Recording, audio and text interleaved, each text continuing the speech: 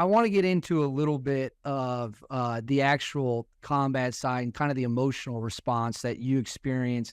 And this is probably going to go way back to your Green Beret days because you were there, on deployments long before you got to the unit. The first time you got shot at, do you remember what you were thinking?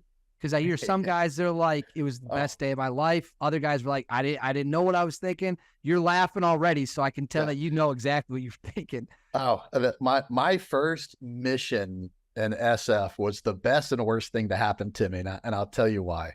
Of course, it's always easier to talk about those missions because I'll talk about those all day long. We get a call that the best way to describe it, this bad guy barbecue was happening. Daylight mission, regional level HVT, high level target. It was definitely a juicy target for SF. They brought in another ODA to come in with us. We always have to have Afghans with us. We brought in the minimum amount of Afghans with us for lift reasons, and you didn't get a whole lot of what felt like a unilateral daytime raid going after an HVI in Afghanistan, and that ended up being my first mission. And the Chinooks were landing on target with the ramp facing the target, and I was like 10th back, and it's just a wall of Green Berets in front of me, so it was going to take a while for me to get up there. I mean, I couldn't wait to get off this aircraft and do my job finally, right? And I'm looking out the window, the small bubble window of a 47, and I'm thinking, man, this guy's coming in fast. Man, this guy's coming in fast. That's my first mission. Like, man, these guys come in hard and fast. And then we're really close to the ground, and I'm thinking, this guy's coming in fast.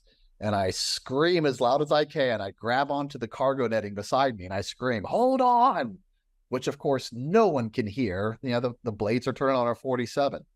And at that moment, the guy behind me saw me grab onto the cargo net, and he did. And when it hit really hard, everybody in front of me fell. And I literally just ran right on top of all those guys. And now it's just me and my Bravo are now at leading this target, by the time everyone gets up. And it's like a 150 meter run to this target compound. And there's already 64s, circling. And you can still remember there's like the jumping on the ground of like dirt piles jumping. And realizing later that those were rounds going everywhere. I'm telling you, it's like a scene out of a movie.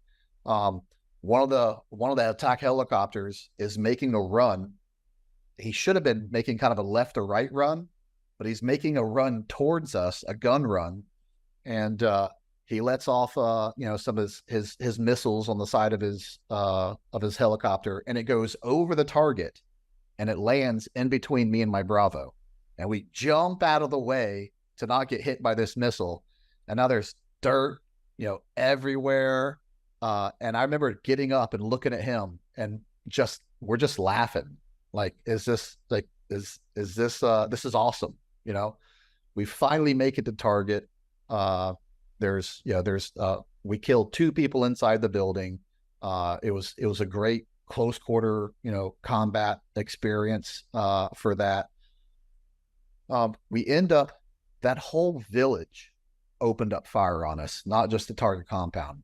So we were told to stay there all night, and then the AC-130s, guarded us all night.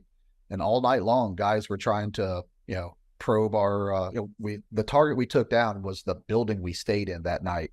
And we got into firefights, randomly, small ones, but sporadic ones all night, continued to kill people through the night, and finally got on a helicopter the next day and left. And I remember thinking, man, I love combat. Like, that was exactly what I thought combat was. Or so that's what I hoped combat was. little did I know it would be a long time before I saw another mission like that dicey, and with all those variables. But that was my intro to combat, and I couldn't have loved it anymore.